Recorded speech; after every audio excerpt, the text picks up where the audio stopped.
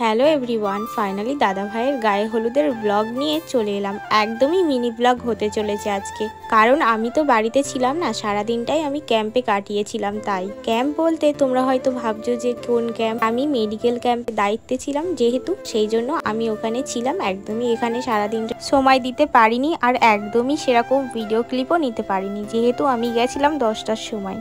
আর আমার যাওয়ার আগেই সবকিছু নিয়ম হয়ে গেছিল, তাই তোমাদেরকে আমাদের বর্ণের গায়ে হলুদের নিয়মগুলো দেখাতে পারলাম না। রেডি হয়ে চলে গেছিলাম গায়ে হলুদে, আর এসে দেখি এদিকে আমার দিদি বসে পড়েছে খেতে, আমাকে না নিয়ে। যেহেতু অনেক রাত হয়ে গেছে, সেই জন্য দিদিকে আমরা নিজেরাই বললাম যে খেয়ে নেই, তো সেই জন্য আমার দিদি খেতে বসে গেছে। আর ওপরে এসে দেখি এদিকে পিয়াদি কত সুন্দর একটা মিষ্টি হলুদ শাড়ি পরে আমার জন্য বসে বসে অপেক্ষা করছে। আর ওনার ফোনের চার্জ শেষ হয়ে গেছিল বলে তাই আমি আবার বাড়ি থেকে ওনার জন্য চার্জার এনে ওনাকে দিলাম। দাদা ভাই কত সুন্দর হালদি লুকে রেডি হয়ে বসে আছে। সবকিছু রিচুয়ালস পুরো কমপ্লিট হয়ে গেছিল, আমরা একদম শেষে গিয়ে পৌঁছেছিলাম, তো সেই জন্য আমি গিয়ে দেখি এখানে পুরো খালি। আর আমাদের এই হালদিতে বিশেষ করে একটা বড় থাল করে আশীর্বাদ করা হয়, যেটা তোমাদের ভাষায় বলে, আর আমাদের ভাষায় বলা হয় গালে ক্ষীর দেওয়া। তো দেখো ফাইনালি আমার মা এসে গালে ক্ষীর দিয়ে দিল, তারপর আমার টার্ন আসবে। ওনাকে আবার আমি জিজ্ঞাসা করলাম যে কেমন লাগছে গায়ে হলুদের পর্বতে, তখন উনি বললো যে খুব ভালো লাগছে।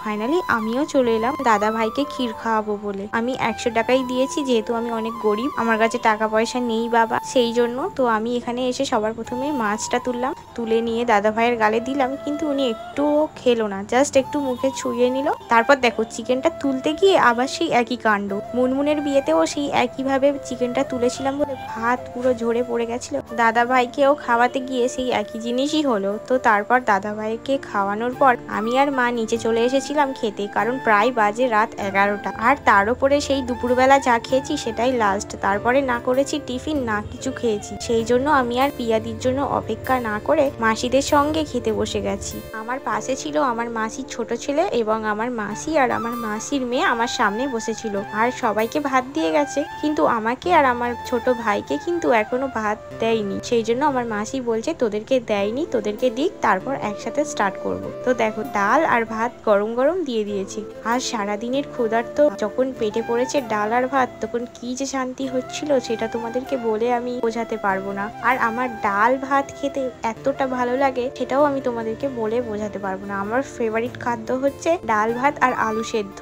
দাদা ভাইয়ের গায়ে হলুদের মেনুতে ছিল সাদা ভাত, ডাল, বাঁধাকপির চচ্চড়ি আর বিফ কষা, যেটা খাওয়ার পর আমি প্রচন্ড তৃপ্তি বোধ করলাম, কারণ আমি প্রচন্ড ক্ষুধার্ত ছিলাম। খাওয়া দাওয়ার পর্ব শেষ করে বাইরে বেরিয়ে দেখি ফাইনালি আরহানকে আমার মা নিয়ে এলো আমাদের কাছে। আর এদিকে দেখো আমাদের আরহান একটা ইয়েলো রঙের পাঞ্জাবি পরেছে, কত কিউট লাগছে না। এই পাঞ্জাবিটা কিন্তু আজমির শরীফেও একবার বাবু পরেছিল। একটা জিনিস তোমরা লক্ষ্য করে দেখেছো, আমি, মা এবং আমার দিদি, আমরা তিনজনে কিন্তু একই রকমের সালোয়ার পরেছিলাম আর একই রকমই বানিয়েছি, যেহেতু আমাদের এটা একটা প্ল্যানের মধ্যেই ছিল দাদা ভাইয়ের বিয়ে নিয়ে।